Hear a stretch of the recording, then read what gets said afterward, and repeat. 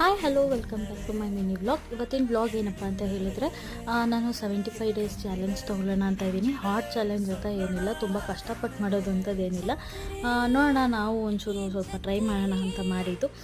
ಇದು day first ಆಗಿರುತ್ತೆ.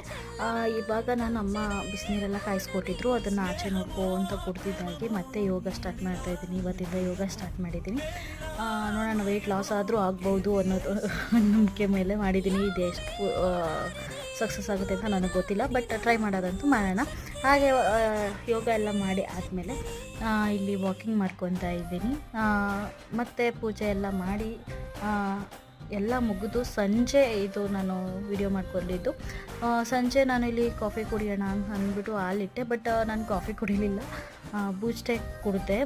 ಹಾಲೇ ಕುಡಿದ್ಬಿಡೋಣ ಅಂತ ಅಂದ್ಬಿಟ್ಟು ಕಾಫಿನೂ ಸ್ವಲ್ಪ ಅವಾಯ್ಡ್ ಮಾಡೋಣ ಅಂತ. ಇನ್ನು ರಾತ್ರಿ ಊಟಕ್ಕೆ ಚಪಾತಿ, ಕೆಂಪಕ್ಕಿ ಅನ್ನ, ಹಾಗೆ ಸ್ಯಾಲೆಡ್, ವೆಜಿಟೇಬಲ್ ಸ್ಯಾಲೆಡ್ ಮಾಡಿಕೊಂಡು